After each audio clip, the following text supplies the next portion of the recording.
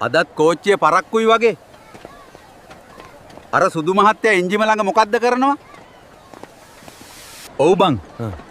අද රියදුරා ජේම්ස් මහත්තයානේ. එයා ටිකක් හදිසිකාරයෙක්.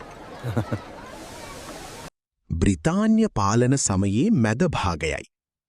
ලංකාවේ දුම්රිය සේවය එවකට පාලනය වූයේ ඉංග්‍රීසි ජාතිකයන් අතින් වන අතර ඔවුන් ස්වදේශිකයන් දෙස බලු වී ඉතා පහත් අයුරිනි. පේරාදෙණිය දෙසට යාම සඳහා කොණ්ඩදෙණිය පන්සලේ වැඩ සිටි සීලරතන හිමියෝ කොණ්ඩදෙණියේ හාමුදුරුවෝ දිනක් අසල පිහිටි දුම්රිය ස්ථානයකට වැඩම කළහ. උන්වහන්සේගේ පෙනුම සාමාන්‍ය ගම්බද භික්ෂුවකගේ ස්වරූපය ගත් අතර උරහිසේ ලලා වූ පිරිකර පාර්සලය සහ අතිහි වූ පැරණි කුඩය උන්වහන්සේගේ සරල භව කියා පෑවේය. එහෙත් ඒ සරල පෙනුමට යටින් ලෝක ප්‍රකට මන්ත්‍ර ශාස්ත්‍රයක් සහ අධ්‍යාත්මික ශක්තියක් සැඟව තිබූ බව එහි සිටි කිසිවෙකුත් දැන සිටියේ නැත. දුම්රිය වේදිකාවට පැමිණි විට එහි රාජකාරි කළ සුදු ජාතික දුම්රිය ස්ථානාධිපතිවරයා ස්ටේෂන් මාස්ටර් හාමුදුරුවන් දෙස බැලුවේ ඉතා අප්‍රසන්න බැල්මකි. ඔහු දේශීය සංස්කෘතිය හෝ භික්ෂුන් වහන්සේලා ගැන කිසිදු ගරුත්වයක් නොතිබූ අයෙකි. හාමුදුරුවන් දුම්රියට ගොඩවීමට සැරසෙනවා දුටු ඔහු උඩඟු ලෙස ඉදිරියට පැමිණ උන්වහන්සේගේ ගමන අවහිර කළේය. තමුසේලා වගේ හිඟන්නන්ට මේක යන්න ඉඩ නැහැ. මේක රජය සේවයක්, පන්සලක් නෙවෙයි. බැස්සොත් එළියට? ඔහු ඉංග්‍රීසි භාෂාවෙන් මෙන්ම අර්ධ සිංහලෙන්ද බැනවදිමින් හාමුදුරුවන්ට අපහාස කරන්නට විය. අවට සිටි ගැමියන් බියෙන් වෙවුලද්දී කොණ්ඩදෙණිය හාමුදුරුවෝ කිසිදු කෝපයකින් තොරව සංසුන්ව උන්වහන්සේගේ තේජවන්ත දෑසින් සුදු නිලධාරියා දෙස බැලූහ. මහත්තයා, අපි මේ යන්නේ අපේම රටේ කෝච්චියක. තමුන්ලාට ඕන විදිහට මේවා දුවවන්න බෑ. හාමුදුරුවෝ සංසුන් ස්වරයෙන් වදාළහ. එහෙත් සුදු නිලධාරියා එය තවත් ලොකු විහිළුවකටගෙන හාමුදුරුවන්ව වේදිකාවෙන් ඉවතට තල්ලු කර දමා දුම්රිය පිටත් කිරීමට අනදුන්නේය. හාමුදුරුවෝ සංසුන්ව වේදිකාවේ පසකට වී තමන් අත තිබූ කුඩා සැරයටිය බිම තබා මදක් දෑස් පියාගත්හ. හොඳයි මහත්තයා, මම මෙතන ඉන්නම්. හැබැයි බලමු මේ යන්ත්‍රය තමුන්ලාට ඕන විදියට කොහොමද ඉස්සරහට යන්නේ කියලා. උන්වහන්සේ අභියෝගාත්මකව පවසා සිටියහ. සුදු ජාතික නිලධාරියාගේ නියෝගයෙන් දුම්රිය පිටත් කිරීමට සියල්ල සූදානම් විය.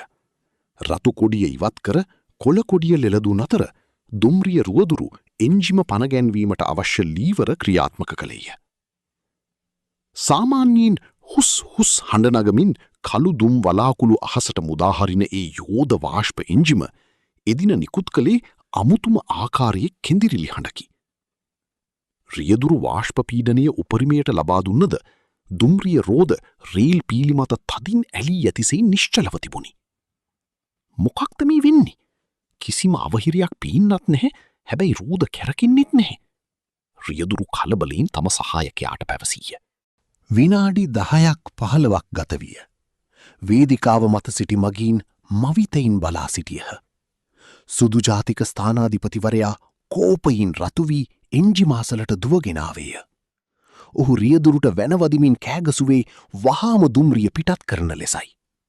තවත් කාර්මික ශිල්පීන් කිහිප දෙනෙකු කැඳවා එන්ජිමේ පීඩනමාන ජල ටැංකි සහ රෝද පරීක්ෂා කළද කිසිදු දෝෂයක් සොයා ගැනීමට ඔවුන්ට නොහැකි විය. මේ අතරතුර වේදිකාවේ පසකට වී සිටි කොණ්ඩදෙණියේ හාමුදුරුවෝ සංසුන්ව තම දැවසැරයටිය බිම තබාගෙන අඩවන් දෑසින් දුම්රිය දෙස බලා සිටිය. උන්වහන්සේගේ මුවග තිබුණි මද සිනහවකි. දුම්රිය ඇතුළත සිටි මගීන් පවා දැන් එළියට බැස බලන්නට පටන්ගෙන ඇත. එන්ජිමෙන් අධික ලෙස වාෂ්ප පිටවුවද එය හරියට යෝධයෙකු විසින් පිටුපසින් අල්ලාගෙන සිටින්නාක් මෙන් එක අඟලක්වත් ඉදිරියට ගියේ නැත.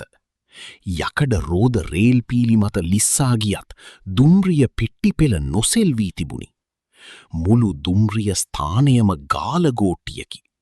ඉංග්‍රීසි නිලධාරීන් දහඩිය දමමින් කලබලයෙන් එහා මෙහා දුවමින් සිටියහ.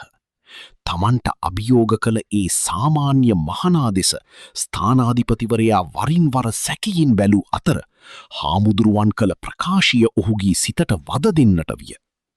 බලමු මේ යන්ත්‍රය තමුන්ලාට ඕන විදිහට කොහොමද ඉස්සරහට යන්නේ කියලා. ඒ වදන් පෙළ හොහුගේ කන් අසල දෝංකාර දෙන්නට විය. යන්ත්‍ර සූත්‍ර ගැන ඉහලින්ම විශ්වාස කළ සුදුජාතිකයන්ට තමන්ට තේරුම්ගත නොහැකි අදෘශ්‍යමාන ශක්තියක් ඉදිරියේ දනගැසීමට සිදුවන බව වැටහෙන්නට පටන් ගත්තේ එවිටය. දුම්රිය පිටත්වීමට නියමිත වේලාව ගෙවී දැන් පයකටත් වඩා වැඩි කාලයක් ගත වී ඇත. එන්ජිමෙන් පිටවන වාෂ්පහඬත් නිලධාරීන්ගේ කෑකෝ ගැසීමත් නිසා මුළු දුම්රිය ස්ථානයම මහත් කලබලයකින් පිරී තිබුණි. කළ හැකි සෑම දෙයක්ම කරවසන් වූ පසු සුදු ජාතික රියදුරා සහ කාර්මික නිලධාරීන් අසරණව බිම බලාගත්හ. මේ අවස්ථාවේදී දුම්රිය ස්ථානයේ සේවය කළ වයෝවෘද්ධ සිංහල සේවකයෙක් වෙවුලන හඬින් සුදු ස්ථානාධිපතිවරයා අසලට පැමිණියේය. ඔහු ඉතා පහත් හඬින් මෙසේ පැවසීය. මහත්මයා, අපේ රටේ විදිහට මේ වගේ දේවල් වෙන්නේ නිකම් නෙවෙයි. ඔබ අර අගෞරව කළේ සාමාන්‍ය කෙනෙකුට නෙවෙයි. ඒ කොණ්ඩදෙනිය පන්සලේ සීලරතන හාමුදුරුවෝ. උන්වහන්සේ අත තියෙන මන්ත්‍ර බලය ගැන මුළු 4 කෝරළේම දන්නවා. ඔබ උන්වහන්සේගේ හිත රිද්දපු නිසයි මේ යකඩ යන්ත්‍රය ගල් වෙලා තියෙන්නේ. දැන්වත් ගිහින් සමාව ගන්න මහත්මයා. මුලදී මෙම කතාව බැහැර කළත් තත්ත්වය පාලනය කරගත නොහැකි වූ තැන සුදු ස්ථානාධිපතිවරයාගේ අහංකාරය දියවී යන්නට විය. තමාගේ රැකියාව මෙන්ම බ්‍රිතාන්‍ය රජයේ ගෞරවයද රැකගත හැක්කේ දුම්රිය පණගැන්වූ හොත් පමණක් බව ඔහු තේරුම් ගත්තේය. ඔහු ඉතා සෙමින් හිස බිමට නමාගෙන හාමුදුරුවන් වැඩසිටි ස්ථානය දෙසට පියවර තැබුවේය. මුළු වේදිකාවම නිශ්ශබ්ද විය. මගින් මවිතයින් බලා සිටියදී එතෙක් වේලා සිංහයකුමෙන් ගෙර වූ සුදු ජාතිකයා හාමුදුරුවන් ඉදිරියේ දන නමා දෑත් එක්කර වැඳ වැටුනේය. ස්වාමිනි, මා කළේ මහත් වරදක්. මම මේ රටේ සිරිත්විරිත් හෝ ඔබ වහන්සේගේ ගෞරවය ගැන දැන සිටියේ නැහැ. කරුණාකර මට සමාවදී මේ දුම්රියට යන්න අවසර දෙන්න. ඔහු බිඳුණු හඬින් ඉල්ලා සිටියේය. කොණ්ඩදෙනියේ හාමුදුරුවෝ දෑස් හැර බැලූහ. උන්වහන්සේගේ මුහුණේ කිසිදු කෝපයක් නොවූ අතර තිබුණී කරුණාවන්ත සිනහවක් පමණි. මහත්තයා, බලය කියන්නේ තනතුරටවත් ඔය යකඩ යන්ත්‍රවලටවත් නෙවෙයි. බලය තියෙන්නේ මිනිස්කම ඇතුලේ. තමුන් දැන් ඒක තේරුම් ගත්තනම් මට ඒ ඇති. හාමුදුරුවෝ සංසුන්ව වදාළහ. හාමුදුරුවෝ සෙමින් නැගිට තම සිවුර සකසා ගත්ත. ඉන්පසු දුම්රිය එන්ජිම දෙසට සෙමින් නැවිත ගියහ. මුළු දුම්රිය ස්ථානයම හුස්ම අල්ලාගෙන බලා සිටියේ මීළඟට සිදුවන දේ ගැනයි. මුළු දුම්රිය ස්ථානයම මළගයක් මෙන් නිශ්ශබ්ද විය. සියලු දෙනාගේ දැස් යොමු වී තිබුණේ එන්ජිම අසලට වැඩම කළ කොණ්ඩදෙනිය හාමුදුරුවන් දෙසටයි. උන්වහන්සේ ඉතා සංසුන්ව කිසිදු කලබලයකින් තොරව යෝධ දුම්රිය එන්ජිම අසල නතර වූහ. උන්වහන්සේ තම අතෙහි වූ කුඩා ලී සැරේටිය මදක් තදින් අල්ලා ගත්හ. මුවින් මන්ත්‍රයක් මිමිනූ හාමුදුරුවෝ සැරේටියෙන් දුම්රිය එන්ජිමේ ප්‍රධාන යකඩ රෝදයට සහ බොයිලේරු කොටසට තට්ටු 3ක් කළහ. හොඳයි. දැන් ඉතින් කරදර කරන්නේ නැතුව මේ මහත්තුරුන්ව අරන් යන්න. හාමුදුරුවෝ එන්ජිමට අණ කළහ. ඉන්පසු උන්වහන්සේ සිනාසෙමින් අසල තිබූ මගී මැදිරියකට ගොඩවී අසුන්ගත්හ. හාමුදුරුවන් අසුන්ගත් සැනින් එතෙක් වේලා කිඳිරිගාමින් තිබූ එන්ජිම එක්ක වරම ප්‍රබල හඬක් නගමින් පනගැන්විනි. කිසිදු කාර්මිකයෙකුට සොයාගත නොහැකි වූ ඒ රහසිගත අවහිරය මොහොතකින් අතුරුදන් විය. දුම්රිය රියදුරු ලීවරය ක්‍රියාත්මක කරනවාත් සමගම ඉතා සැහැල්ලුවෙන් රෝද කැරකෙන්නට විය. යෝධ යකඩ ගොඩක් වැනි වූ දුම්රිය කිසිදු බාධාවකින් තොරව ඉදිරියට ඇදී ගියේය. වේදිකාව මත සිටි මිනිසුන් සාදූ සාදූ හඬ නගද්දී සුදු ජාතික නිලධාරියා මවිතයින් සහ භක්තියෙන් යුතුව දුම්රිය දෙස බලා සිටියේය. එම ගමන අවසානයේදී පවා සුදු ජාතිකයන් හාමුදුරුවන්ගෙන් විශේෂයෙන් කරුණු විමසූ බවත් උන්වහන්සේගේ ඒ විස්මිත හැකියාව ගැන බ්‍රිතාන්‍ය පාලකයන් පවා මවිත වූ බවත් ජනප්‍රවාදයේ සඳහන් වේ.